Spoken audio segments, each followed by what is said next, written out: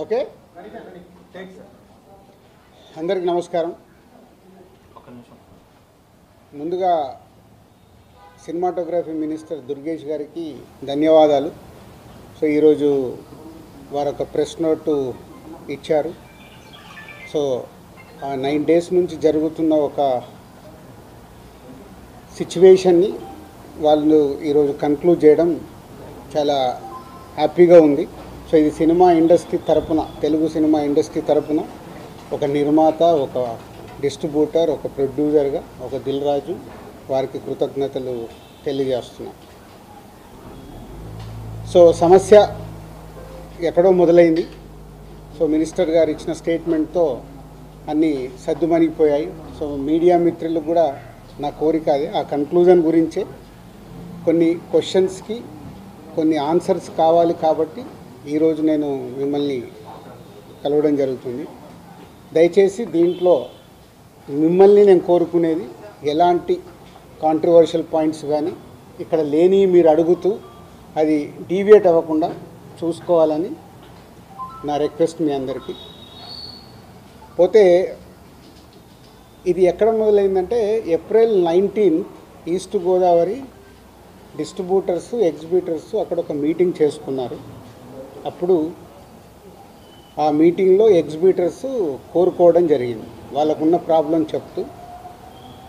So ఇట్లా థియేటర్లు work out అవ్వట్లేదు కాబట్టి మాకు పర్సంటేజ్ విధానం ఉంటే బాగుంటుంది అని.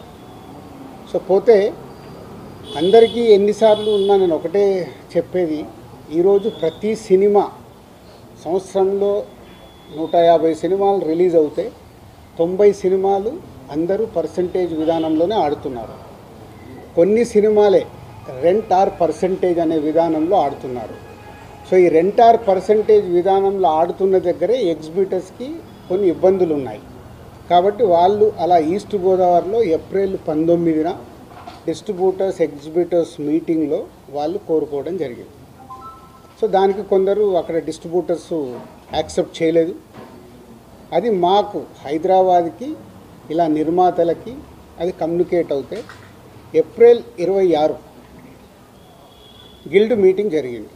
గిల్డ్ మీటింగ్లో మాకు హిట్ 3 గురించి బాంబేలో రిలీజ్ ఇష్యూ ఒకటి ఉండే, సెకండ్ ఈస్ట్ గోదావరిలో ఇలా పర్సంటేజ్ విధానం కావాలని వాళ్ళు నిర్ణయం తీసుకొని ఇండైరెక్ట్గా June 1 నుంచి వాళ్ళది వర్కౌట్ అవ్వకుంటే థియేటర్లు ఇలా ఆపుతాము అని కమ్యూనికేట్ చేయడం జరిగింది. ఇది ఎవ్రీథింగ్ ఆ ఎగ్జిబిటర్స్, డిస్ట్రిబ్యూటర్స్ మధ్యలో ఈస్ట్ గోదావరిలో జరిగిన సంఘటన. అది మా గిల్డ్కి వచ్చినప్పుడు గిల్డ్లో మేము ఉన్న వర్కింగ్ కమిటీలో ఉన్న ప్రొడ్యూసర్స్ అందరం ఏమనుకున్నామంటే వాళ్ళకి ఎందుకు వర్కౌట్ అవ్వట్లేదు, వాళ్ళని ఒక 6 months వాళ్ళకు వస్తున్న రెవెన్యూలు ఏంటి, వాళ్ళకు వస్తున్న ఖర్చులు ఏంటి, ఎందుకు వర్కౌట్ అవ్వట్లేదు, వాళ్ళని స్టేట్మెంట్స్ తీసుకొని రమ్మందాము.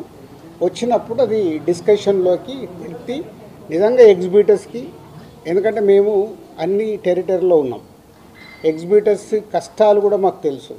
ఎగ్జిబిటర్స్ కష్టాలు ఏంటంటే మేము డిస్ట్రిబ్యూటర్గా ఉన్నాం కాబట్టి ప్రొడ్యూసర్ నుంచి డిస్ట్రిబ్యూటర్, డిస్ట్రిబ్యూటర్ నుంచి ఎగ్జిబిటర్, ఈ 3 టెరిటరీలు ఒకరికి సంబంధాలు ఉంటాయి. డిస్ట్రిబ్యూటర్లుగా ఉన్నప్పుడు ఎగ్జిబిటర్కి మేము ఇందాక నేను చెప్పినట్టు రెంట్ ఆర్ పర్సంటేజ్ అన్నప్పుడు ఫస్ట్ వీక్ బాగా రెవెన్యూ వస్తే రెంట్ ఇస్తున్నాము, సెకండ్ వీక్ కలెక్షన్ తగ్గిపోగానే పర్సంటేజ్ ఇస్తున్నాం.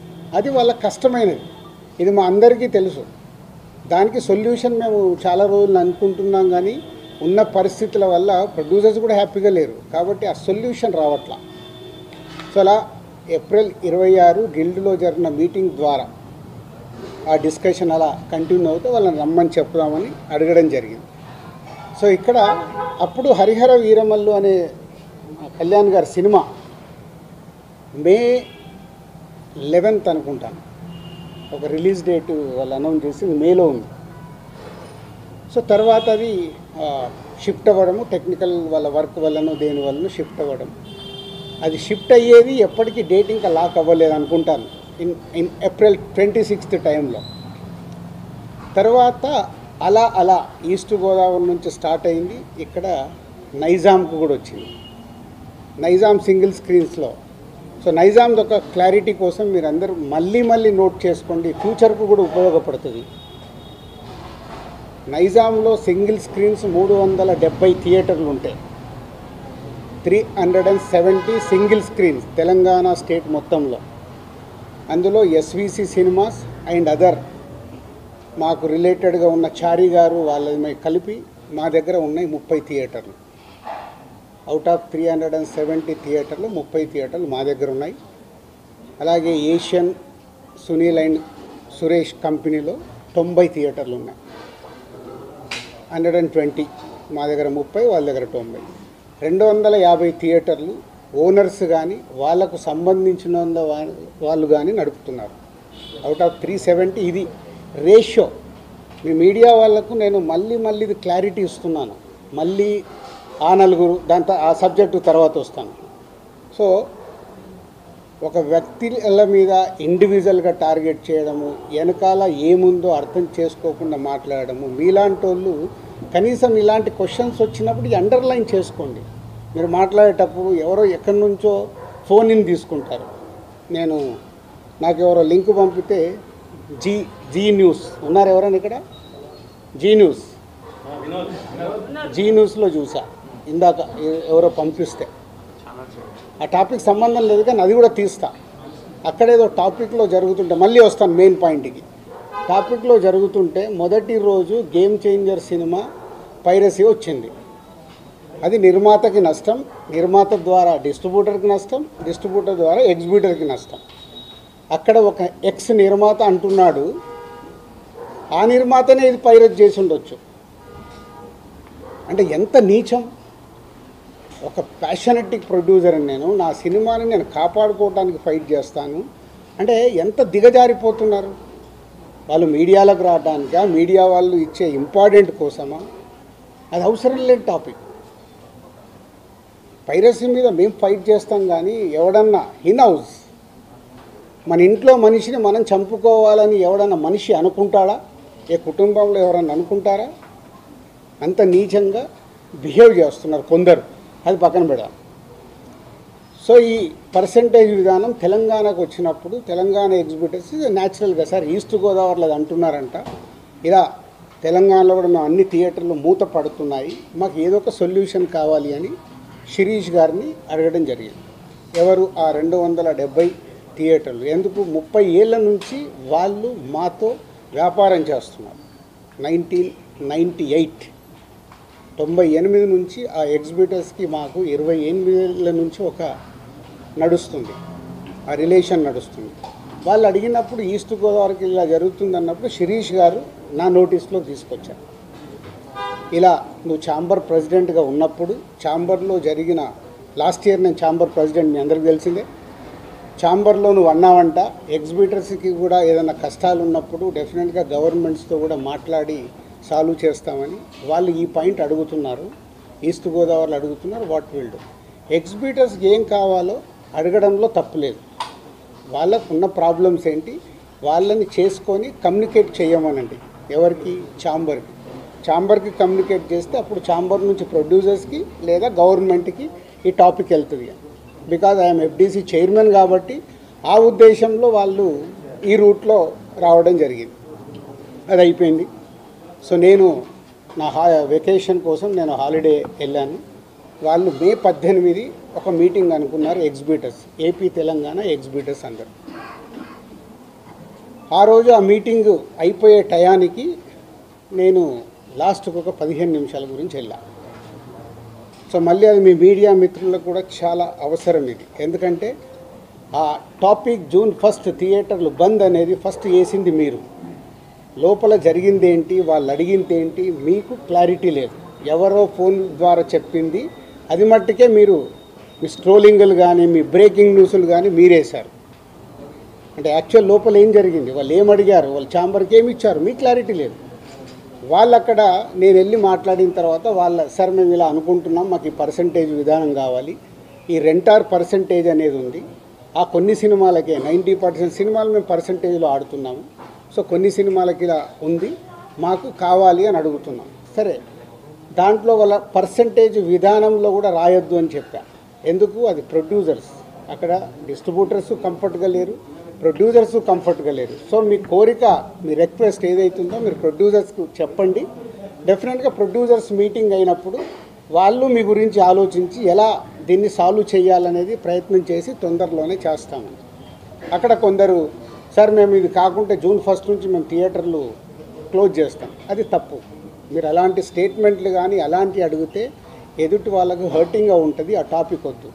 సో దీన్ని మీరు అందంగా మీ ప్రొడ్యూసర్స్కి ఛాంబర్ ద్వారా, ఏదైతే ఛాంబర్ మెయిన్ బాడీ ఉందో దాని ద్వారా డిస్ట్రిబ్యూటర్లకి ప్రొడ్యూసర్లకి కమ్యూనికేట్ అవుతే మళ్ళీ జాయింట్ మీటింగ్ అవుతుంది. జాయింట్ మీటింగ్ అయినప్పుడు దీనికి క్లారిటీ వస్తుంది, లేదా ఒక సొల్యూషన్ కోసం ప్రయత్నం జరుగుద్ది అని నేను చెప్పగానే ఆ రోజు అక్కడ ఉన్న వాళ్ళందరూ ఏకీభవించారు. నేను బయటకు వచ్చేసాను 15 నిమిషాల తర్వాత బయటకు వచ్చిన హాఫ్ అన్ అవర్కి ఏ ఛానల్లో చూసినా జూన్ 1 థియేటర్లు బంద్, జూన్ 1 థియేటర్లు బంద్, టక్ టక్ టక్ మెసేజ్లు వస్తుంది. ఏంటయ్యా అని నేను ఛాంబర్కి ఫోన్ చేశాను. మా ప్రెసిడెంట్కి సెక్రటరీతో మాట్లాడితే సరిగా వాళ్ళు ఇలా లెటర్ ఇచ్చారు. ఏమని ఇచ్చారు? ఎగ్జిబిటర్స్ లెటరు ఛాంబర్కి, మాకు ఇలా పర్సంటేజ్ విధానం కావాలి, ఈ పర్సంటేజ్ విధానం కోసం డిస్ట్రిబ్యూటర్లు కానీ ప్రొడ్యూసర్లతో కానీ మాకు మీటింగ్ పెట్టండి, ఆ మీటింగ్లో మేము అనుకుంది జరగకుంటే మేము జూన్ 1 నుంచి థియేటర్లు బంద్ చేస్తాం. ఇది అక్కడ సారాంశం. కానీ బయటికి ఎలా వచ్చింది? జూన్ 1 నుంచి థియేటర్లు బంద్. వాళ్ళందరికీ మీటింగ్ జరగాలి కదా. ఇప్పుడు ప్రభుత్వంలో మనం ఎన్నో చూస్తాం, స్ట్రైక్లు అంటారు. స్ట్రైక్లు అన్నప్పుడు ఏం చేస్తారు? వాళ్ళకు వీళ్ళకు మీటింగులు జరుగుతాయి, అక్కడ సొల్యూషన్ వెతుకుతారు. స్ట్రైక్లకు వెళ్ళాలని చెయ్యాలని ఎవరు కోరుకోరు.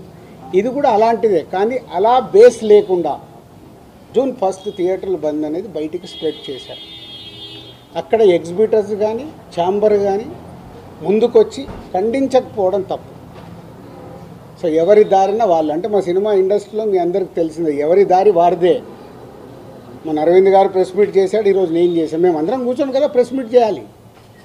ఇండస్ట్రీకి సంబంధించిందంటే మేమందరం, మమ్మల్ని పెద్దలు అంటారు, మాకు రెస్పాన్సిబిలిటీ ఇస్తారు. కానీ మా దాంట్లోనే మేమందరం కూర్చొని మాట్లాడడానికి భయం, ఎవరు మాట్లాడితే ఏది ఎలా వెళ్తుందని. సో ఆ జూన్ 1 అనే టాపిక్ అలా వస్తే బయటికి మట్టుకు జూన్ 1 థియేటర్లు బంద్ అని స్ప్రెడ్ అయిపోయింది. అక్కడి వరకు జరిగింది. తర్వాత డిస్ట్రిబ్యూటర్స్ మీటింగ్ జరిగింది. డిస్ట్రిబ్యూటర్స్ మీటింగ్లో వాళ్ళు నిర్ణయాలు తీసుకున్నారు. లేదు లేదు ఇలా కుదరదు, మా ప్రాబ్లమ్స్ మాకున్నాయి కాబట్టి జూన్ 1 నుంచి థియేటర్లు కంటిన్యూ అవ్వాలి, మేము సినిమాలు రిలీజ్ చేస్తాం, మాకు ఎవరు థియేటర్లు ఇస్తే వాళ్ళకి ఇస్తాము. ఎందుకు ఈ రోజు వరకు నాకు తెలిసి కోవిడ్లో తప్పితే ఎప్పుడు సినిమా థియేటర్లు ముయ్యలేదు నాకు తెలిసి. మీకేమైనా తెలిసి ఉంటే చెప్పండి సార్, అప్పుడేదో థియేటర్లు మూసారని. ఈ రోజు వరకు కోవిడ్లో తప్పితే ఎప్పుడు థియేటర్ క్లోజ్ చేయరు. సినిమాలు రిలీజ్ ఉంటే సినిమాలు వేసుకోవాలనుకుంటారు ఎగ్జిబిటర్, మూసుకుంటే వాళ్ళకే నష్టం. ఆ రోజు ఆ మీటింగ్లో ఇంకొకటి కూడా నేను అండర్లైన్ చేసే వాళ్ళకి, 56 రోజులు మేము షూటింగ్లు ఆపాం, మేము ఏమీ సాధించలేకపోయాం. నిర్మాతలుగా ఏదైనా సాధించగలిగితే నిర్మాతలే సాధించాలి. ఎందుకు? ఎవ్రీవేర్ మేమే ఉంటాం కాబట్టి. మాకే ధైర్యం లేదు, మీరు ఎక్కడికి వెళ్ళి అవుతారో అది సాధ్యం కాదు అంటే వాళ్ళందరూ ఏకీభవించడం జరిగింది. తర్వాత స్ప్రెడ్ అయింది. డిస్ట్రిబ్యూటర్స్ మీటింగ్లో వాళ్ళు కాల్ తీసుకున్నారు, బంద్ వద్దు, బంద్ టాపిక్ లేకుండా వాళ్ళ ప్రాబ్లమ్స్ ఏమున్నాయో పెట్టండి. తర్వాత ప్రొడ్యూసర్స్ మీటింగ్ జరిగింది. ప్రొడ్యూసర్స్ మీటింగ్లో ఆ రోజు నేను పార్టిసిపేషన్ చేయడం జరిగింది. ప్రొడ్యూసర్స్ అందరం కూడా యునానిమస్గా ఎగ్జిబిటర్స్కి ప్రాబ్లమ్స్ ఉన్నాయని చెప్తున్నారు. అది మనం మాట్లాడుకొని వాళ్ళని ఎలా సాల్వ్ చేసి ముందుకు తీసుకెళ్దాం, థియేటర్లు ముయ్యడాలు చేయడాలు వద్దు, జాయింట్ మీటింగ్ పెట్టండి, జాయింట్ మీటింగ్లో క్లారిటీగా ఇది చెప్పుదామని. సో జాయింట్ మీటింగ్కి 23 అనుకున్నారు, 24 పెట్టారు. ఈ లోపలనే ఈ ఎపిసోడ్ అంతా ఇంకొక సైడ్ డైవర్ట్ అయింది. అది మీ అందరికీ తెలిసిందే. కళ్యాణ్ గారి సినిమా మీదకి ఇది డైవర్ట్ అయ్యి కళ్యాణ్ గారి సినిమాని ఇలా అనుకుంటున్నారు. దాంట్లో మేబీ నా పేరు డైరెక్ట్గా ఎక్కడా రాలేదు కానీ ఇండైరెక్ట్గానే వచ్చిందని అందరూ చెప్తున్నారు. కళ్యాణ్ గారి సినిమా ఆపే దమ్ము ధైర్యం ఎవ్వడు ఆలోచించడు.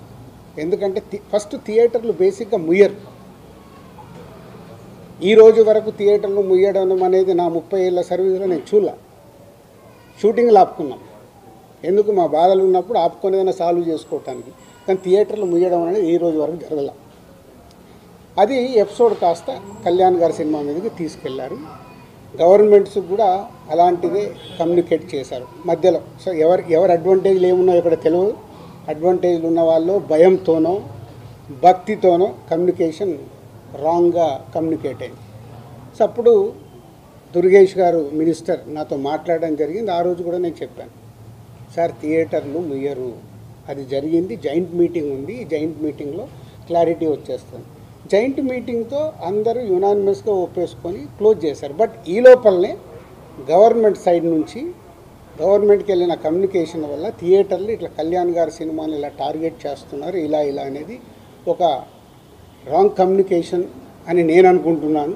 మరి అది వాళ్ళకి రాంగ్గా వెళ్ళిందా రైట్గా వెళ్ళిందా నాకు తెలియదు.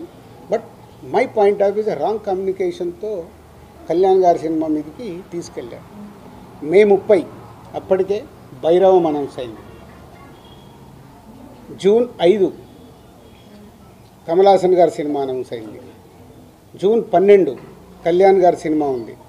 జూన్ 20 కుబేరా ఉంది. సో ఈ నెలంతా కంటిన్యూగా సినిమాలు ఉన్నాయి. అలాగే జూలై 4th మేము ముందు తమ్ముడు అనుకున్నాం, మన కింగ్డమ్ అనౌన్స్ చేశారు, దానికి మేము ఇంకా జూలైలో ఇంకో డేట్ చూస్తున్నాం. ఇలా జూన్, జూలై, ఆగస్ట్, సెప్టెంబర్ కంటిన్యూగా సినిమాల ఫ్లో ఉంది. ఈ టైంలో ఇండస్ట్రీని ఎలా మనం కాపాడుకోవాలి ఉన్న సినారియోలో ఏప్రిల్ మే అనేది main season for film industry. Total మనందరికీ తెలుసు ఏప్రిల్ మే టోటల్ థియేటర్లు మూతపడ్డాయి.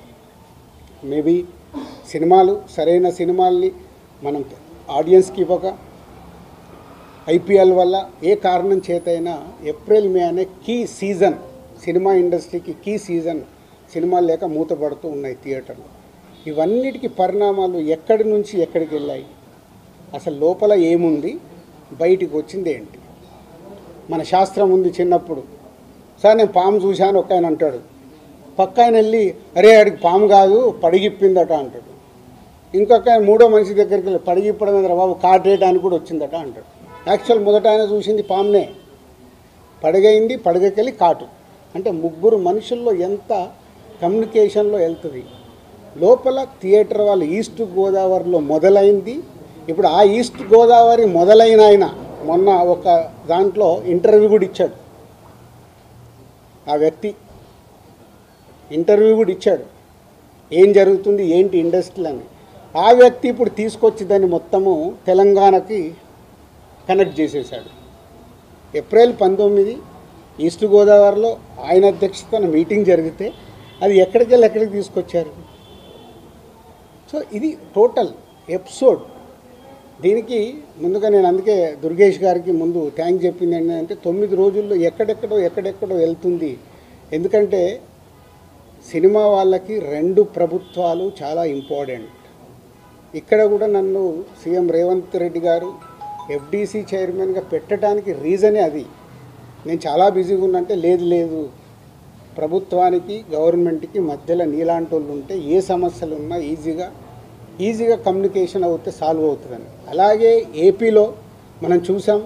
ఏపీలో అంతకుముందు ప్రతి ఒక్కదాన్ని భయపడుతూ ఉన్న తర్వాత కళ్యాణ్ గారు వచ్చి గవర్నమెంట్ ఫామ్ అయిన తర్వాత అప్పుడు నేను ఛాంబర్ ప్రెసిడెంట్ని, అందరినీ రమ్మంటే అందరం వెళ్ళి కళ్యాణ్ గారిని కలవడం కానీ, కళ్యాణ్ గారు ఇండస్ట్రీకి చేసిన సపోర్టు మామూలుది కాదు.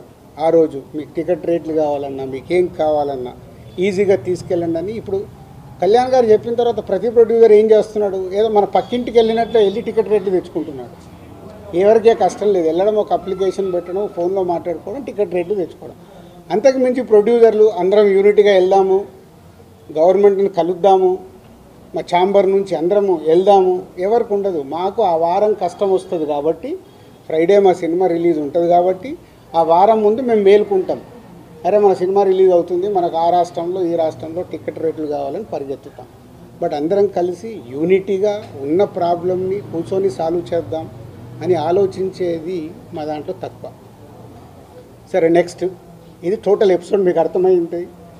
ఈరోజు గవర్నమెంట్ నుంచి అక్కడి నుంచి సానుకూలంగా రావడం చాలా హ్యాపీ మూమెంట్. కాబట్టి దీన్ని కన్క్లూడ్ చేద్దామనే మీ అందరికీ చెప్పడం. ఎందుకంటే ఇక్కడ I'm important person for both industries. అలాగే ఉత్తరాంధ్రలో, నైజాంలో, తెలంగాణలో ఎలా అయితే చెప్పానో, మాకు ఆంధ్రప్రదేశ్ మొత్తంలో ఉత్తరాంధ్రలో మాకు డిస్ట్రిబ్యూషన్ ఆఫీస్ ఉంది. అక్కడ ఒక 20 థియేటర్లు మా ఎస్వీసీకి ఉన్నాయి. అక్కడ 20, ఇక్కడ 30. మళ్ళీ మీరు ఇది అండర్లైన్ చేసుకోండి. మళ్ళీ టాపిక్ నాకు చికాకు ఉంది. నేను ఎందుకంటే ఇక్కడ మంచి సినిమాలు తీస్తూ ప్రొడ్యూసర్గా 22 ఏళ్లలో ఇక్కడ వరకు గ్రో అవుతూ నేను ఇంకా కొత్తగా ఆలోచిస్తున్నాను. మొన్ననే దిల్ రాజు డ్రీమ్స్ అని అనౌన్స్ చేశాను. కొత్త టాలెంట్కి నా 30 ఏళ్ళ ఎక్స్పీరియన్స్ని ఉపయోగపడేలాగా చేయాలి.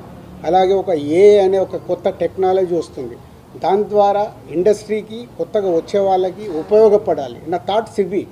నేను ఇంకా కిందికెళ్ళి వ్యాపారం మీదనే కాదు, మంచి సినిమాలు తీయాలి, మంచిగా ముందుకు వెళ్ళాలి. నాతో పాటు చాలామందికి నేను హెల్ప్ అవ్వాలనేది నా వ్యూ, నా విష్. ఇది ఇంపార్టెంట్ ఇవ్వండి. అనవసరమైన వీటికి ఇంపార్టెంట్ ఇచ్చేసి ఫోటో వేస్తే మనకు వ్యూస్ వస్తాయి కదా, ఈయన మీద కామెంట్ చేస్తే మనకేదో వస్తుంది కదా అని వదిలేయండి దయచేసి. మీరు ఎవరన్నా దాంట్లో ఉన్న వాళ్ళు ఉంటే, ఇందాక ఒక ఛానల్ వాళ్ళకు చెప్పాను కదా, అది ఇంపార్టెంట్. ఒక వ్యక్తి గురించి మనం చేస్తున్నామంటే కొంచెం అనాలిసిస్ చేసుకొని చేయాలి. సో నిన్న మా అరవింద్ గారు మాట్లాడడం జరిగింది. అరవింద్ గారికి ఉన్నది ఆయన ఒక క్లారిటీ ఇచ్చాడు. ఆయన మొత్తంలో అలా 15 థియేటర్లు ఉన్నాయి అని చెప్పడం అది నిజం. చాలామంది ఏమనుకుంటారంటే ఆయన కూడా ఏదో దున్నేస్తున్నాడు, ఆయన ఏదో చేసేస్తున్నాడు. ఆయన క్యూబ్ అనే కంపెనీలో, వాళ్ళు ఎప్పుడో పెట్టిన కంపెనీలో ఆయన పార్ట్ ఆఫ్ ద క్యూబ్. ఇట్లా ఇదే వ్యాపారంలో ఉన్నప్పుడు ఇప్పుడు నేను దిల్ రాజు డ్రీమ్స్ అని కొత్తగా స్టార్ట్ చేస్తున్నాను. కొత్త వాళ్ళ కోసం అనే ఒక కంపెనీ కొత్తగా వస్తుందని స్టార్ట్ చేస్తున్నాను. అవి కొత్తగా వస్తున్నాయి కాబట్టి నేను కొత్తగా ఆలోచించి వెళ్తే 10 ఏళ్ల తర్వాత దిల్ రాజు గారు ఎందుకు పెట్టుకున్నాడు అంటే నేను ఏం చేయగలను? 10 ఏళ్ల తర్వాత క్వశ్చన్ వస్తాయి. ఒక కొత్తది వస్తున్నప్పుడు మేము ముందుకు వెళ్తాం. ప్రభుత్వాలని కలుపుకుంటూ ఇండస్ట్రీకి ఏం కావాలి, ప్రభుత్వాలు చేస్తేనే ఇండస్ట్రీకి ఏ సమస్య వచ్చినా ప్రభుత్వాలే చేయాలి. వాళ్ళు పెద్దన్న లెక్క. వాళ్ళు ఏదైనా మీకు ప్రాబ్లం ఉందా మేము సాల్వ్ చేస్తామంటేనే ముందుకు వెళ్ళగలుగుతాం. సో ఇప్పుడు 2 ప్రభుత్వాలు ఇండస్ట్రీకి ఎప్పుడు పాజిటివ్గానే ఉంటాయి. దుర్గేష్ గారు చెప్పారు, ఇక్కడ ఎఫ్డీసీ చైర్మన్గా నేను చెప్తున్నాను, ఇండస్ట్రీకి ఏది కావాలన్నా యూనిటీ, అక్కడే యూనిటీ ఉండదు. ఛాంబర్లోనే కొట్టుకుంటాం. ఒక పర్సంటేజ్ కావాలంటారు, ఒకరు రెంట్ కావాలంటారు, ఇంకొకరు ఇంకేదో అడుగుతారు, ఇంకోరు వద్దంటారు. మాకు అక్కడ యూనిటీ ఉన్నప్పుడే ప్రభుత్వాల దగ్గరికి వెళ్ళి చేసుకోగలుగుతాం. ప్రభుత్వాలు ఎప్పుడు ఇండస్ట్రీకి అండగా ఉంటాయి. అది మనం అర్థం చేసుకొని ప్రభుత్వాల దగ్గరికి అర్జించి మనకు కావాల్సింది చేసుకోవడమే పద్ధతి. సో ఇప్పటికన్నా ఈ ఎపిసోడ్కి తెరదించి నెక్స్ట్ ఎగ్జిబిటర్స్కి ఏదైతే ప్రాబ్లమ్స్ ఉన్నాయన్నారో 30th ఛాంబర్లో ఈసీ మీటింగ్ ఉంది. మొన్న అందరము ఎగ్జిబిటర్స్, డిస్ట్రిబ్యూటర్స్, ప్రొడ్యూసర్స్ మీటింగ్లో అనుకోవడం జరిగింది. ఆ ఈసీ మీటింగ్లో నిర్ణయాలు తీసుకొని కమిటీ వేసుకొని, ఆ కమిటీ ద్వారా ఇప్పుడు ప్రభుత్వాలకి కూడా ఏ డిస్ట్రిబ్యూటర్స్తోని పెద్ద ప్రభుత్వంకి సంబంధం ఉండదు, ఎందుకంటే అది ఓన్లీ ఫైనాన్షియల్ లావాదేవీలే ఉంటాయి. ఎగ్జిబిటర్కి, ప్రొడ్యూసర్స్కి ప్రభుత్వంతో కనెక్షన్ ఉంటుంది. ప్రొడ్యూసర్ అంటే సినిమా తీయాలి, వాళ్ళకి పర్మిషన్లు కానీ, టికెట్ రేట్లు కానీ, ఎక్కడైనా ఏదైనా ఈవెంట్ చేయాలంటే ప్రొడ్యూసర్కి కావాలి. ఎగ్జిబిటర్కి ఏమో ప్రతి సెంటర్లో వాళ్ళకి మొత్తం గవర్నమెంట్తో లింక్ అయి ఉంటాయి. ఈ 2 ఇంపార్టెంట్ టు కనెక్ట్ గవర్నమెంట్. వాళ్ళ ప్రాబ్లమ్స్ గవర్నమెంట్కి చెప్పి, తెలంగాణ గవర్నమెంట్ కానీ అటు ఆంధ్ర గవర్నమెంట్కి కానీ మేము చెప్పి వాళ్ళ సమస్యలు సాల్వ్ చేయించి ముందుకెళ్తాం. సో ఇది మీరందరూ కూడా అర్థం చేసుకొని దీన్ని ఎలాంటి నెగిటివ్ పబ్లిసిటీ లేకుండా చేసి ఈ రోజుతో దీన్ని కన్క్లూడ్ చేస్తారని ఆశిస్తూ మీ అందరికీ ధన్యవాదాలు. వీటన్నిటి మీద క్లారిటీ వచ్చింది. అయితే ఆయన పవన్ కళ్యాణ్ గారు చెప్పింది ఏంటంటే, ప్రభుత్వం ఏర్పాటైన ఇన్నాళ్ళకి కూడా ఫిల్మ్ ఇండస్ట్రీ నుంచి ఎవరో ముఖ్యమంత్రి గారిని కలవలేదు అనేటువంటిది కూడా ఒక విషయం క్లియర్గా ఆయన చెప్పడం జరిగింది. సో మీరందరూ కూడా ప్రభుత్వం ఏర్పడిన తర్వాత ఉప ముఖ్యమంత్రి పవన్ కళ్యాణ్ గారిని కలవడం జరిగింది. ఆయన కూడా మీ ఇండస్ట్రీ నుంచి వచ్చిన వాళ్ళు కాబట్టి, కానీ ఆ తర్వాత కూడా ఎందుకని ఇనిషియేషన్ జరగలేదు ఛాంబర్ నుంచి కానీ మీ పెద్దల నుంచి? ఇప్పుడు మాకున్న కమ్యూనికేషన్ అదే. మళ్ళీ ఇప్పుడు పెద్దలు అని అంటే ఇండివిజువల్. మళ్ళీ ఇక్కడ ఏమవుతుందంటే నాకు ప్రాబ్లం ఉంటే నేను పరిగెత్తా, నాగవంశీకి ప్రాబ్లం ఉందంటే ఆయన పోయి టికెట్లు తెచ్చుకుంటున్నాడు, మైత్రోళ్ళకి ప్రాబ్లం ఉందంటే వాళ్ళు పోయి టికెట్లు తెచ్చుకుంటున్నారు. అంటే ఈజీ యాక్సెస్. నా ప్రాబ్లం కదా ఇది, నేనే వెళ్ళాలి కదా అని ఇండస్ట్రీ తరఫున డ్రైవ్ చేసి తీసుకెళ్లాల్సింది ఓన్లీ ఛాంబర్. ఇప్పుడు ఆర్టిస్టుల సైడ్ అంటే మూవీ ఆర్టిస్ట్ అసోసియేషన్. ఛాంబర్ ద్వారా అడిగితే 2 సార్లు మేము కలవడం జరిగింది. ఎఫ్డీసీ ద్వారా అడిగాము అపాయింట్మెంట్, మాకు ఇంకా అపాయింట్మెంట్ రాలేదని వాళ్ళ దగ్గరికి వెళ్ళి వచ్చింది. ఎందుకంటే నేను లాస్ట్ ఇయరే ఛాంబర్ ప్రెసిడెంట్. వన్స్ నేను ఛాంబర్ ప్రెసిడెంట్ నుంచి బయటకు వచ్చాక ఎఫ్డీసీ చైర్మన్ అయ్యాను కాబట్టి నా ఫోకస్ దక్కి. సో ఇక్కడ ఎఫ్డీసీ చైర్మన్ నా పనులు చేసుకుంటే ఫోకస్. మాకు ప్రాబ్లం ఉన్నప్పుడే ఛాంబర్కి వెళ్తాం. ఇది నిజం, దీంట్లో ఏం అబద్ధం లేదు. మా ప్రాబ్లం లేకుంటే ఎవ్వరము ఆ ఈసీ మీటింగ్కి వెళ్ళి అటెండెన్స్ వేసి బయటకు వచ్చేస్తాం. ఇప్పుడు కళ్యాణ్ గారికి ఏమైనా కోపం వస్తే పెద్దన్న అన్నాను కదా, పెద్దన్న తిడతాడు, పడతాము, ఏముంది. వాళ్ళ హర్ట్ అయ్యారు కళ్యాణ్ గారు, హర్ట్ అవుతూ మమ్మల్ని తిట్టే అధికారం వరకు ఉంది కదా, అట్లా ఆలోచిద్దాం. కళ్యాణ్ గారి గురించి నేను 22 ఏళ్ళ నుంచి చూస్తున్నాను. ఆయన కోపం వచ్చినప్పుడు ఆయన కోపపడేలాగా ఎపిసోడ్ జరిగింది, కానీ వారి సినిమానే టార్గెట్ చేశారనేది ఒక నెగిటివ్గా వారి దగ్గరికి వెళ్ళింది. అది కాదు ఇది ఇక్కడ జరిగింది. June 1 థియేటర్లు బంద్ అని మీరందరూ హెడ్లైన్స్ ఇవ్వడమే మేజర్ ప్రాబ్లం. అక్కడే ఒక సమస్య అండి, అక్కడే ఒక సమస్య. ఛాంబర్ సరిగ్గా ఎఫిషియన్సీగా రెస్పాండ్ అవ్వకపోవడం వల్లనే ఇది జరిగిందని మేమంటే దానికి మీ సమాధానం ఏంటి? నాకు తెలియదు కదా, నాకు తెలియదు. నేను ఇప్పుడు నీకు ఎలా నేను కన్క్లూజన్ ఇస్తాను? లోపల ఏమి జరిగింది మీకు ఒకటి, మీరందరూ ప్రాపర్గా మీకు కమ్యూనికేషన్. ఎస్, ఇప్పుడు అక్కడి నుంచి ఒక ప్రెస్ నోట్ వచ్చింది. ఇప్పుడు ఏపీ గవర్నమెంట్ నుంచి మినిస్టర్ గారి దగ్గర నుంచి ఒక ప్రెస్ మీట్ వస్తే ఆ ప్రెస్ మీట్ ఎంత అందంగా ఉంది. మేము ఛాంబర్ కూడా అదే చెప్తాం, ఏదున్నా పేపర్ మీద ప్రెస్ మీట్ లాగా పంపించండి అని. అక్కడ ఉండే 20-25 మంది బయటకు వచ్చి ఎవరికో తెలిసిన వాళ్ళకు ఒక న్యూస్ కమ్యూనికేట్ చేస్తారు. లోపల ఏం జరిగింది తెలుసా ఇది అని, అది హైలైట్ అవుతుంది. వెనకాల జరిగిన స్టోరీ లేకుండా ఓన్లీ క్లైమాక్స్ చెప్తేలా సినిమా అర్థం కాదు కదా. ఓన్లీ క్లైమాక్స్ ఒకటి ఉంటే సినిమా అంతా చూస్తే కదా.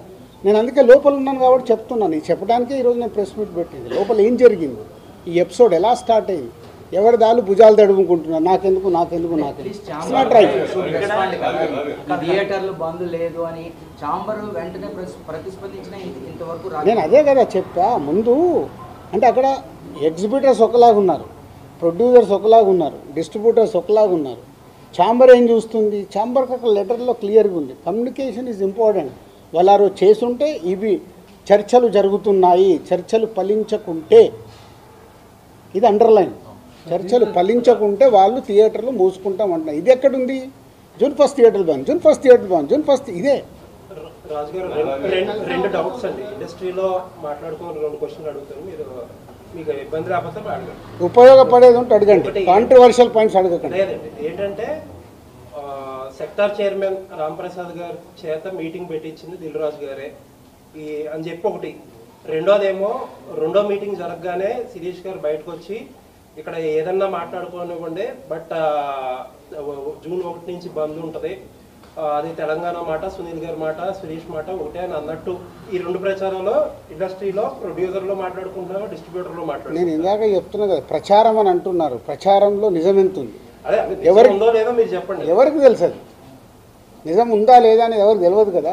ఇప్పుడు నేను ఛాంబర్ ప్రెసిడెంట్గా నేను ఎలక్ట్ అయినప్పుడు ఎగ్జిబిటర్స్ అందరూ ఈసీ మెంబర్స్ అక్కడ ఫస్ట్ ఛాంబర్ మీటింగ్లో అడిగారు, సార్ ఈ ప్రాబ్లమ్స్ ఉన్నాయి మాకు ఇలా కావాలి, డెఫినెట్గా మాట్లాడతామండి ప్రెసిడెంట్గా అని చెప్పాను.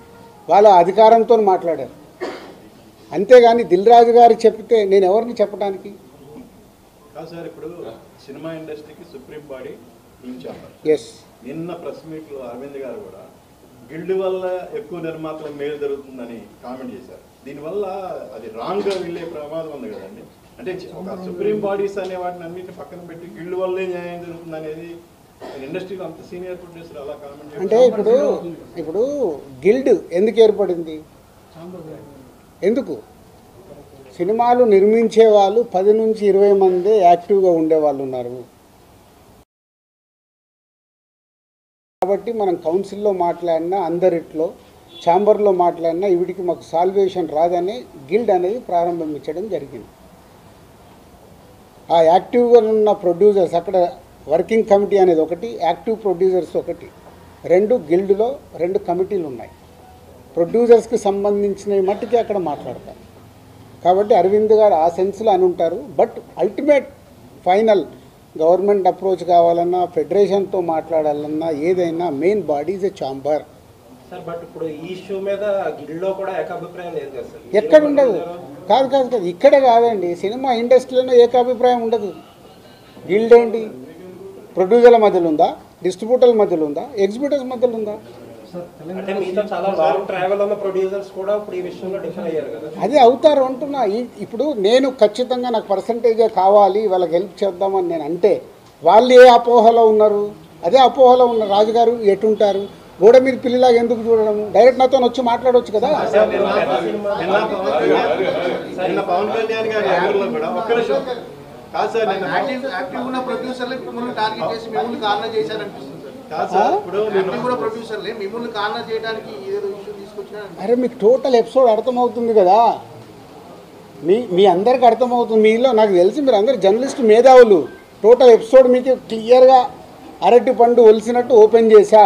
ఇది పేపర్ మీద రాసుకోండి. జూన్ 19 ఈస్ట్ గోదావరిలో స్టార్ట్ అయిన ఎపిసోడ్లో దిల్ రాజు ఉన్నాడా? మీరు చెప్పండి. ఇప్పుడు అడిగారు కదా, ఏప్రిల్ 19 ఈస్ట్ గోదావరి జరిగిన ఎపిసోడ్లో దిల్ రాజు ఉన్నాడా? ఉన్నాడా? మీ దగ్గర ఆన్సర్ లేని దాన్ని దిల్ రాజుని ఎందుకు దానికి ఇంక్లూడ్ చేస్తున్నారు? సార్ అంటే నైజాంలో సమస్య ఎక్కడున్నా సరే నైజాంలో సీరియస్ అయితే తప్ప ఈ ఇష్యూ పెద్దది అవ్వదు కదా. అది తప్పండి. ఎందుకు? ఆంధ్రప్రదేశ్ మనకు కాదా? అవసరం ఉంటే ఇప్పుడు ఇటెంట్ అటు మా ప్రతిధ్వని సినిమా డైలాగ్ లాగా మాట్లాడొద్దు. సార్ ఇప్పుడు ఇక నా దగ్గర టోటల్ వీడియోలు కూడా పెట్టా. ఏప్రిల్ 19 వాళ్ళ మీటింగ్లో ఏం జరిగింది. ఆ వ్యక్తి సత్యనారాయణ డిస్ట్రిబ్యూటర్ ఎగ్జిబ్యూటర్ జనసేనలో కీలక వ్యక్తి అయినా. సార్ ఇప్పుడు మీకు కనుక 4-5 పాన్ ఇండియా సినిమాలు కనుక రాజు గారికి ఉంటే ఇప్పుడు ఈ పర్సంటేజ్ సిస్టమ్ అనేది రాజు గారికి నచ్చదు. 2022లో కూడా ఒకసారి అనుకుని ఏమండి మీరు ఒక్కటి ఇవాళ మీకు క్లారిటీ చెప్పాను, మీరు మిస్ అయినట్టున్నారు. ఈరోజు తెలుగు సినిమా ఇండస్ట్రీలో 90% సినిమాలు పర్సంటేజ్లో ఆడుతున్నామా లేదా?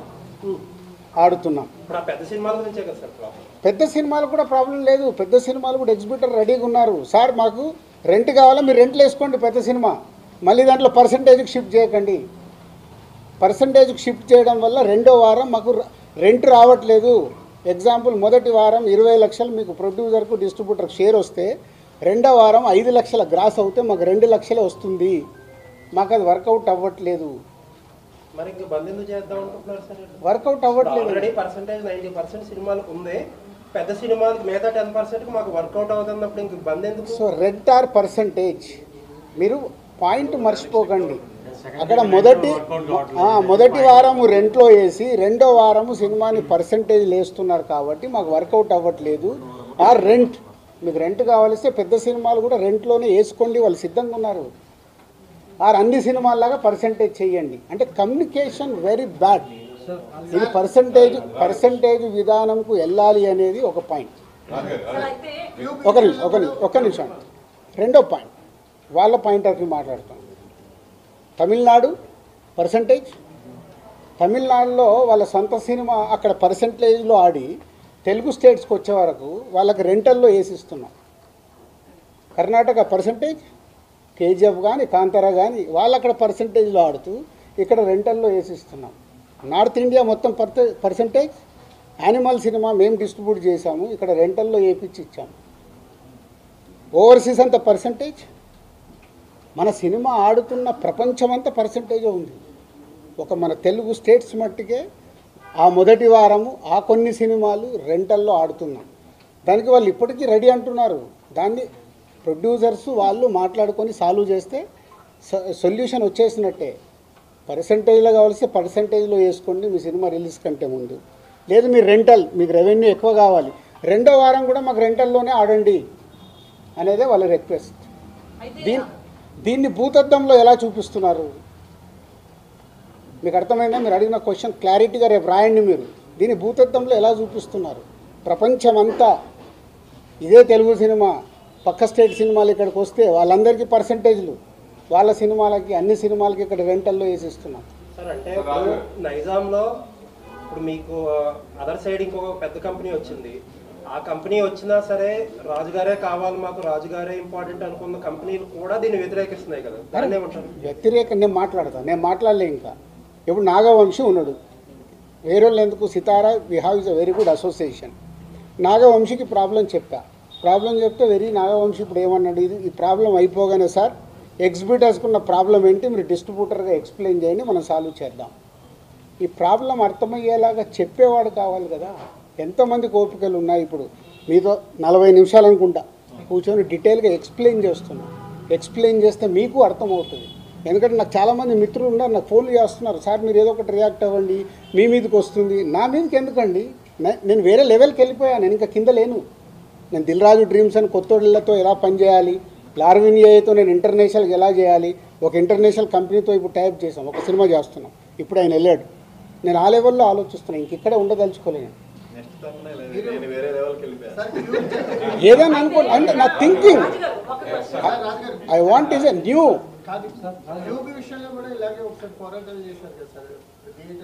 ఇండస్ట్రీలో దేనికి పోరాటాలు జరిగినా ఫైనల్గా రిజల్ట్ శూన్యం. 56 రోజులు షూటింగ్ చేశాం, శూన్యం. క్యూబ్ దాని గురించి చేశాము, శూన్యం. ఇదే థియేటర్ వాళ్ళకి చెప్పా, మీకు రిజల్ట్ ఏం రాదు, ఎందుకు రానైనా వచ్చేది మూసుకుంటారు. మూసుకుంటామని చెప్పకండి, 3 కలిస్తే సొల్యూషన్ వస్తుంది. ఎగ్జిబిటర్, డిస్ట్రిబ్యూటర్, ప్రొడ్యూసర్ కలిస్తే సొల్యూషన్ వస్తుంది. ఇప్పుడు కలుస్తారు ఎందుకు? ఇప్పుడు గవర్నమెంట్స్ కూడా ఇన్వాల్వ్ అయ్యి గవర్నమెంట్స్ కూడా చెప్తాయి కాబట్టి కలుస్తారు, సొల్యూషన్ వస్తుంది. నేను లేను, ఐఎమ్ సోలో. ఆయన అడగండి ఇప్పుడు. ఒక నిమిషం, ఒక జోక్ చెప్తా. మనకు పాత రోజుల్లో రావుగోపాలరావు గారు, సత్యనారాయణ గారు, ప్రభాకర్ రెడ్డి గారు విలన్స్ ఉండేవాళ్ళు. 20 ఏళ్ళు అయిందే, ఆ విలన్ క్యారెక్టర్ మార్చేసి ఇంకేదన్నా ఇవ్వండి, ఇంకా అక్కడే ఉంచితే ఎలా? కొత్త క్యారెక్టర్ వద్దా అన్నట్టే కదా. మీరు ఎందుకు ఆ 4 ఫోటోలు వేసేస్తున్నారు? మీ పాయింట్ ఆఫ్ లో వాళ్ళు విలన్సే కదా. వేసే మీ అందరిని అడుగుతున్నాను నేను, వేసే మీ అందరినీ. మీ బాధ కూడా అదే కదా. ఒక నిమిషం, మీ బాధ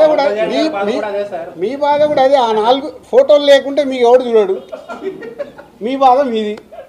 సో ఎవరి బాధలు వాళ్ళే. ఇక్కడ ప్రపంచవ్యాప్తంగా డిస్ట్రిబ్యూషన్ నడుస్తుంది, పర్సంటేజ్ నడుస్తుంది అన్నారు. మరి ఒక్క తెలుగు రాష్ట్రాల్లోనే ఎన్ఆర్ఐ పద్ధతి ఎందుకు ఉంది డిస్ట్రిబ్యూషన్ చంపడానికి? కాబట్టి అన్ని పర్సంటేజ్ ఇచ్చినప్పుడు ఓన్లీ మనకు ఒక్క చోట ఎన్ఆర్ఐ సిస్టమ్ ఉంది, ఇంకెక్కడా లేదు. అదే అడగండి మరి, అదే నిర్మాతలను అడగండి. నువ్వు అడిగిన క్వశ్చన్ రైట్. నిర్మాత నేను ఎవరిని చంపుతున్నాను? నా డిస్ట్రిబ్యూటర్ని చంపుతున్నాను. నా డిస్ట్రిబ్యూటర్ ఎవరిని చంపుతున్నాడు? ఎగ్జిబిటర్ని. సో తప్పెవరిది? ఆడియన్కి హలో, నువ్వు ఆడియన్కు నచ్చితే థియేటర్కి వస్తావు, రాకుండా నాకు వద్దని కూర్చుంటాం. మేము అలా కాదు కదా. సినిమాలు మీరు తీస్తున్నారు, ప్రజలు వచ్చి మిమ్మల్ని సినిమాలు తీయమని అడగలేదు, కానీ రిలీజ్ టయానికి వచ్చేసరికి మీరు మా టికెట్ రేట్లు పెంచండి అని చెప్పి వాళ్ళని ఎత్తిన బండరాయేస్తున్నారు. అది ఎంతవరకు correct? Me cost of production ఎందుకు తగ్గించుకోరు మీరు? కరెక్ట్, అది ప్రొడ్యూసర్లను అడగండి, నన్ను కాదు. చాలా మంది ప్రొడ్యూసర్స్ని అడగండి, నన్ను కాదు. నేను దాంట్లోకి రాను. అదే అందుకే నేను ఇలా ఉన్నా. అందుకే ఈ సంవత్సరం ఎన్ని సినిమాలు నేను తీస్తున్నా, బయట ఎన్ని సినిమాలు జరుగుతున్నాయి, తేడా అక్కడే కదా. ఆయన చాలాసేపటి నుంచి వెయిటింగ్.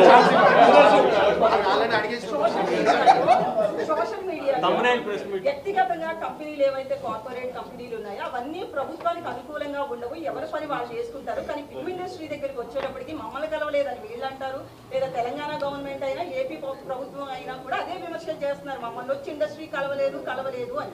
దీని మీద మీ స్పందన ఏంటి? అసలు నువ్వు ఇలాంటి కాంట్రవర్షియల్ అడగద్దని ముందే చెప్పా. ప్రభుత్వాలు మాకు పెద్దన్న లాంటి, మా అన్నది ఇట్టినా మేము పోయి మాట్లాడుకొని వస్తాం.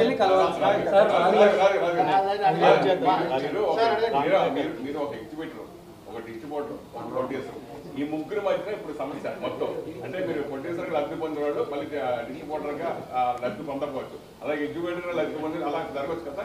దీనికి ఓ ప్రొడ్యూసర్ ఈ 3 భాగాలకు సంబంధించి మీరేం చెప్తారు? ఫస్ట్ అసలు మీ డెసిషన్ ఏంటి? So right question. ఇప్పుడు ముగ్గురికి సమస్యలు ఉన్నాయి, ముగ్గురికి సమస్యలు ఉన్నాయి. కానీ నేను ఒక స్లోగన్ అందరు గుర్తుపెట్టుకోండి, సింగిల్ స్క్రీన్స్ని కాపాడుకోవాల్సిన బాధ్యత మా ప్రొడ్యూసర్లకి. సింగిల్ స్క్రీన్స్ ఉంటేనే మన దగ్గర ఆ సినిమాకి అంటే మామూలు ప్రేక్షకుడికి కూడా థియేటర్కి వెళ్ళి సినిమా చూడడం అలవాటు. ఈరోజు మన ఇండియా మొత్తంలో percentage wise VR is number 1. థియేటర్కి వెళ్ళి సినిమా చూసే ఆడియన్స్ ఇప్పటికీ మన దగ్గర ఉన్నారు. అబ్రాడ్కి వెళ్ళినా మనోళ్ళే, యుఎస్కి వెళ్ళినా మనోళ్ళే. సినిమా అంటే మనకు ఒక ఎంటర్టైన్మెంట్ అప్పించి, కాబట్టి ఆ థియేటర్లను కాపాడాలి. ఇప్పుడు ఆ థియేటర్లు ఏమైనాయి, వాళ్ళు మూసుకునే కంటే దేనికో రెంట్కి ఇస్తే 10-15 లక్షలు వస్తుందని షిఫ్ట్ అవుతున్నాయి. చాలా థియేటర్లు కనుమరుగవుతూ వస్తున్నాయి. ఇది మా అందరికీ తెలుసు నిర్మాతలకి. కానీ మా సినిమా రిలీజ్కి వచ్చేటప్పుడు మా స్వలాభం నాకేమొస్తుంది, నా డిస్ట్రిబ్యూటర్ దగ్గరికి వెళ్ళి ఎంత లాక్కోవాలి, నా డిస్ట్రిబ్యూటర్ వెళ్ళి నా ఎగ్జిబిటర్ దగ్గరికి వెళ్ళి ఎంత లాక్కోవాలనే మైండ్ సెట్తోనే ఉన్నాం. కానీ లేదు, ఇది అందరికీ సంబంధించింది, దీన్ని జాగ్రత్తగా కాపాడదామనే ఆలోచన ఎవరిలో లేదు. మెయిన్ ఏంటంటే మీరు నిజంగా మిగతా డిస్ట్రిబ్యూటర్తో నేను పోల్చడం కాదు, కానీ ఎస్పెషల్లీ నైజాంలో మీకు దాదాపుగా మీకు పర్సనల్గా 30 థియేటర్లు ఉన్నా కానీ దాదాపు 250 థియేటర్లు మీరే అంటే శిరీష్ గారి ఆధ్వర్యంలోనే జరుగుతాయి ఆ మెయింటెనెన్స్. నిజంగా శిరీష్ గారు లేకపోతే ఈ రోజు చాలా నైజాంలో చాలా థియేటర్లు కళ్యాణ మండపాలుగా మారిపోయే అవకాశం ఎక్కువ ఉంది. అది చాలా ఇప్పుడు 50 థియేటర్లు సిద్ధంగా ఉన్నాయి. ఇప్పుడు నీ క్వశ్చన్కే చెప్తున్నా, 50 థియేటర్లు మేము మార్చేసుకుంటామంటేనే వాళ్ళని ఆపుతూ వస్తున్నాం. ఆగండి, ఏదో ఒక సొల్యూషన్ తీసుకొస్తామని. మీరు ఇది అండర్లైన్ చేసుకోండి. మీకు తెలియని డెప్త్ కావాలిస్తే డెప్త్గా వెళ్ళటానికి ట్రై చేయండి.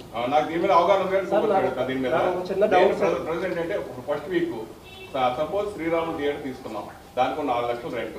కానీ ఆ ఫస్ట్ వీక్ ఆ కలెక్షన్ మనం చూస్తే షోకే 1,50,000 మనకి గ్రాస్ వస్తుంది. సో ఆ పరంగా తీసుకుంటే ఫస్ట్ వీక్ టోటల్గా కలెక్షన్ చేసుకుంటే మనకు 30 లక్షలు 40 లక్షలు వస్తుంది. రెంట్ పరంగా ఇచ్చి 4 లక్షలు వెళ్ళిపోతుంది. దాని పర్సంటేజ్గా మార్చుకుంటే 50-50 అంటే ప్రొడ్యూసర్కి నష్టపోతాడు, డిస్ట్రిబ్యూటర్ నష్టపోతాడు. ఫస్ట్ వీక్ ఎందుకలా చేస్తాడు, ఎంత పర్సంటేజ్ చేస్తాడు? నిమిషం, అది అట్లా 50-50 ఎవరిపోరమ్మా, అదే ఉంటే అది డిస్కషన్ వస్తుంది. ఆక్యుపెన్సీ మీద పర్సంటేజ్ ఉంటుంది. అప్పుడు ఆక్యుపెన్సీ మీద డిస్కషన్ వచ్చినప్పుడు ఎగ్జిబిటర్స్, ప్రొడ్యూసర్స్ ఒక దగ్గరికి రీచ్ అవుతారు. ఎందుకు ఇది మన దగ్గర అవసరం లేదు. మన స్టేట్లో నా 30 ఏళ్ళ ఎక్స్పీరియన్స్లో తిరుపతి అనే టౌన్ పర్సంటేజ్లే. 30 ఇయర్స్ అయింది నేను ఇండస్ట్రీలోకి వచ్చాను. 30 ఇయర్స్ నుంచి తిరుపతి పర్సంటేజ్ ఒక సినిమాని బట్టి. ఇప్పుడు పెద్ద సినిమా ఉందనుకో 25-75 ఇస్తారు, 75% డిస్ట్రిబ్యూటర్కే ఇస్తారు. బిగ్ ఫిలిం ఉంటాయి. అట్లా సెకండ్ వీక్ వచ్చే వరకు మారుతూ వస్తుంది. మన ఎగ్జిబిటర్లు, ప్రొడ్యూసర్లని, డిస్ట్రిబ్యూటర్లని వాళ్ళు వయా మీడియాగానే సినిమా వేసుకోవాలనే గుల ఉంటుంది వాళ్ళకు. వాళ్ళు వెరీ కంఫర్టబుల్గా మాట్లాడితే వింటారు. కానీ మాట్లాడేటప్పుడు డిస్ట్రిబ్యూటర్కి, ఎగ్జిబిటర్ని శత్రువుగానే చూస్తాడు.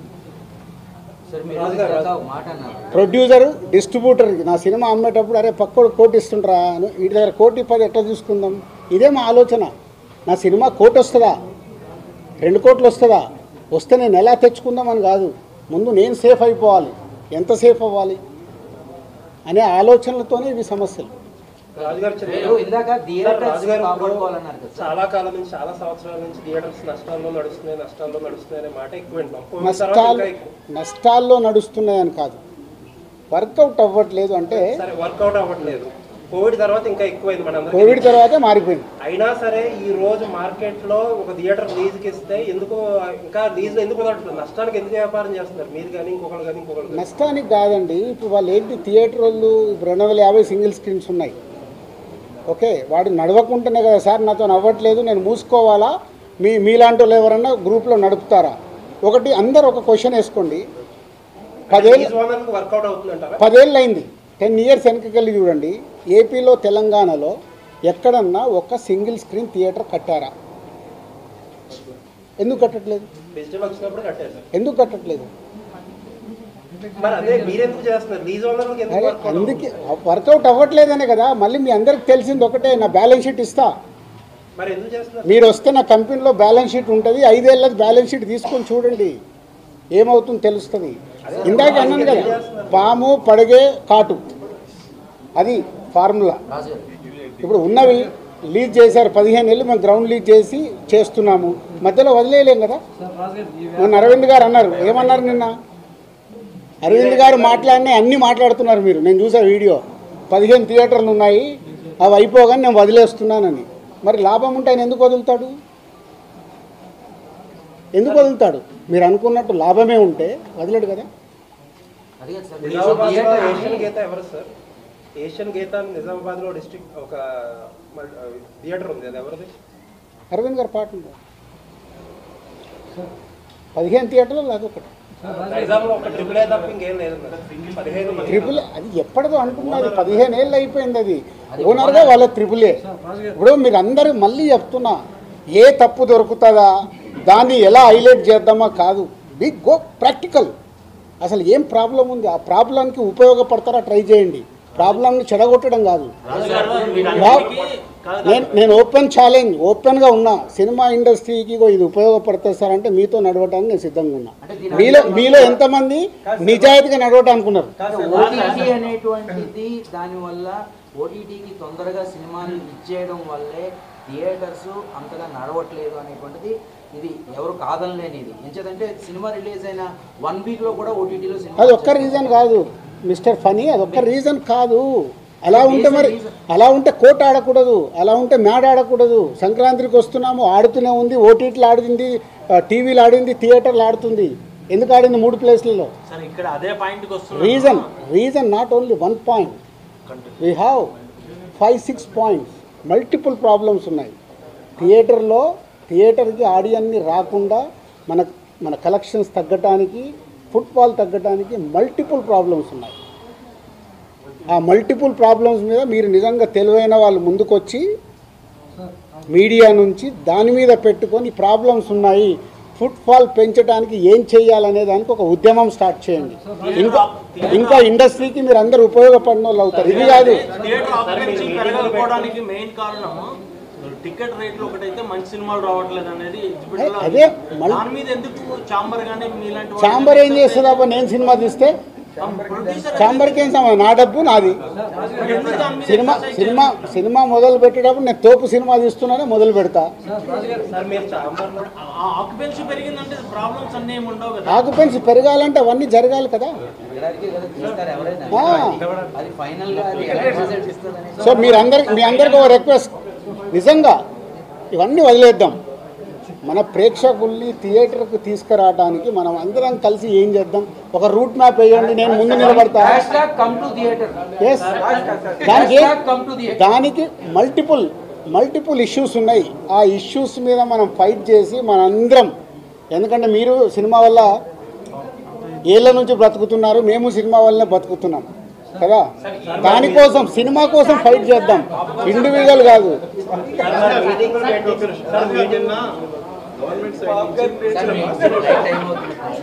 గవర్నమెంట్ సైడ్ నుంచి వచ్చిన ప్రెస్ నోట్లో ఇక మీద ఏ చర్చలైనా ట్రేడ్ బాడీస్ వాళ్ళ నుంచే రిప్రజెంటేషన్ అన్నారు.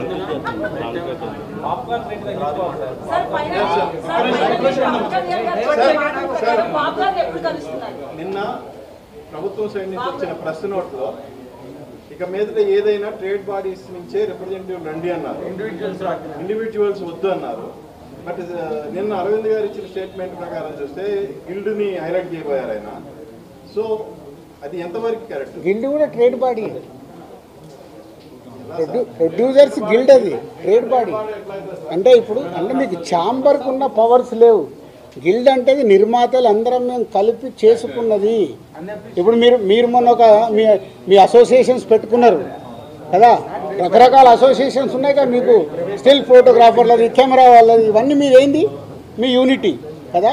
అలాగే గిల్డ్ అనేది నిర్మాతల యూనిటీ కోసం పెట్టుకున్నది.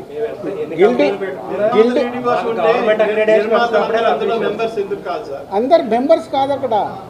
ఇప్పుడు ఒక సినిమా తీస్తారు, వెళ్ళిపోతారు, 5 ఏళ్ళ తర్వాత సినిమా తీస్తారు. కాబట్టి సినిమా తీసినప్పుడు వాళ్ళు మెంబర్స్ అవుతారు. గిల్డ్ ఫార్మాట్ అది. రెగ్యులర్గా ఎంట్రీలు ఎగ్జిట్లు ఉంటాయి. వాళ్ళు సినిమా తీసేటప్పుడు మెంబర్ అయిపోయి సినిమా కంప్లీట్ చేసుకొని వెళ్ళచ్చు.